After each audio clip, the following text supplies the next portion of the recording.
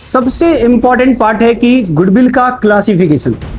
और जो गुडविल का जो क्लासिफिकेशन किया गया उसमें दो तरह की गुडविल के बारे में क्लासिफिकेशन किया गया। सबसे पहला क्या आएगा, परचेज गुडविल और क्या एक्वायर गुडविल, और दूसरा सेकंड जो है वो क्या है। अच्छा, बहुत ही इंपॉर्टेंट चीज है, इसको पॉइंट टू बी नोटेड है। अगर आपसे कोई एक्वायर गुडविल निकालने के लिए पूछ रहा है तो एक्वायर गुडविल के लिए सबसे इंपॉर्टेंट पार्ट होता है कि जितना नेट एसेट्स कैसे निकालेंगे। तो नेट एसेट्स निकालने के लिए क्या करेंगे, बिजनेस में जितना एसेट्स होगा उसमें से लायबिलिटीज को माइनस कर देंगे। आप सबसे पहले आप नेट एसेट्स निकालोगे और फिर उसके बाद आपको क्या निकालना पड़ेगा, गुडविल। गुडविल निकालने के लिए क्या करेंगे, जितना परचेज कंसीडरेशन होगा उसमें से नेट एसेट्स को क्या करेंगे, माइनस करेंगे, तो गुडविल का वैल्यूएशन निकल जाएगा। मैंने आपको बहुत इंपॉर्टेंट पार्ट बताया कि AS 26 ये बताता है कि जो एक्वायर गुडविल होगा उसको बुक्स में हम लोग क्या करेंगे, रिकॉर्ड करेंगे।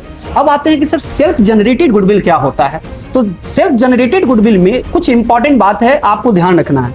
इसके लिए आपको कोई परचेज कंसीडरेशन कैश में पेड करने का कोई जरूरी नहीं है, लेकिन आप यहां पर इसमें एक इंपॉर्टेंट रोल होता है सेल्फ जनरेटेड गुडविल के लिए। वो क्या होता है बेटा, सबसे इंपॉर्टेंट होता है कि आप जितना एफर्ट्स लगाओगे। तो भैया एफर्ट्स कौन लगाएगा, सर एक मैनेजमेंट हो गया और दूसरा क्या हो गया, पार्टनर।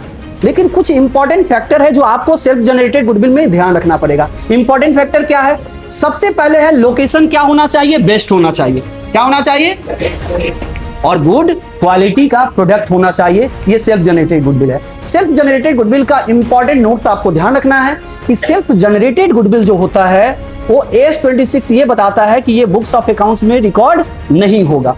और सेल्फ जनरेटेड गुडविल के अंदर क्या क्या आता है, फिर क्या आएगा, सुपर प्रॉफिट मेथड और क्या, कैपिटलाइजेशन में। बस हो गया, थैंक यू वेरी मच।